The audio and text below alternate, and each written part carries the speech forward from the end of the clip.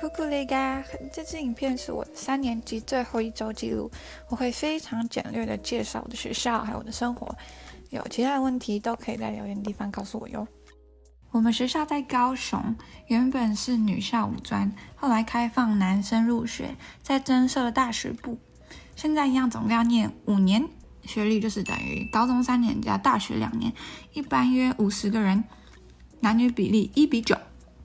同学基本上就是从全台湾各地来的。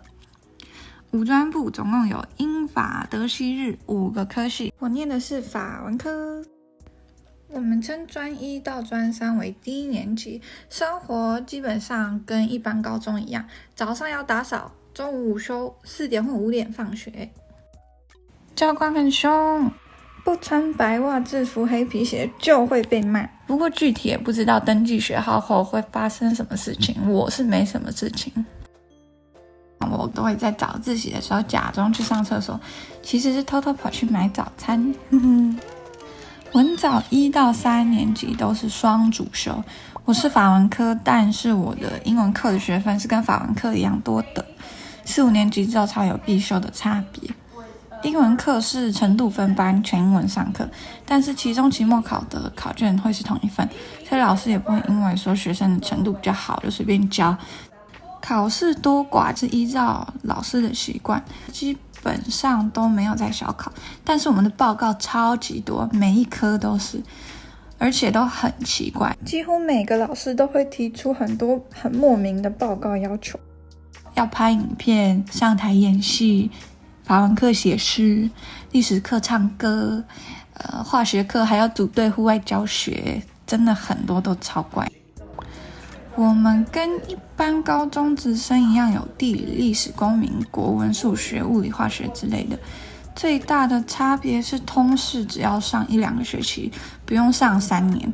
另外，因为我们的学科不用跟着学测指考的范围，所以老师上课都很自由，想上什么就上什么。历史我们就没有上中国史，只有上世界史。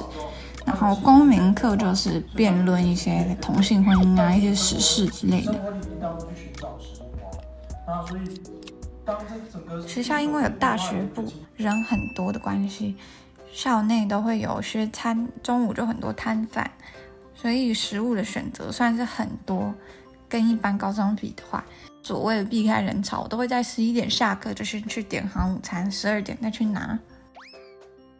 我最喜欢的就是软排骨蒸煮面，一个礼拜可以吃3次。午餐吃完后就是午休时间，教官也会登记不在位置上睡觉的人。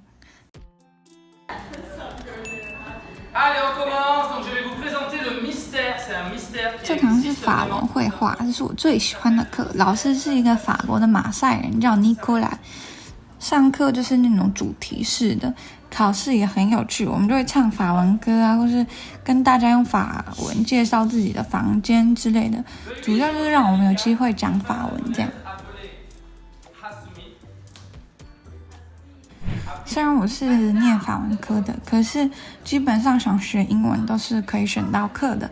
这堂是选修的英文阅读课，老师叫做 Cathy， 我也超级喜欢她。我们上这堂课基本上都是分组在玩英文相关的游戏，平时成绩也是从这些，比如说我们这一组都有赢这个分组游戏，所以我平时成绩就会比较高这样。有大学部的好处就是可以去选他们的课，然后虽然我们低年级课都很满，不过如果刚好有空或是自己愿意晚点上学的话，大学部的教授都会很欢迎我们去选他的课。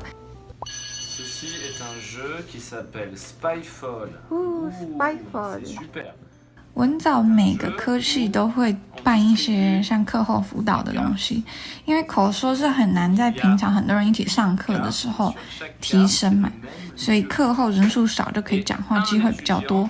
我跟同学放学的时候无聊都会去，基本上就是用法文在玩游戏聊天而已，没什么压力。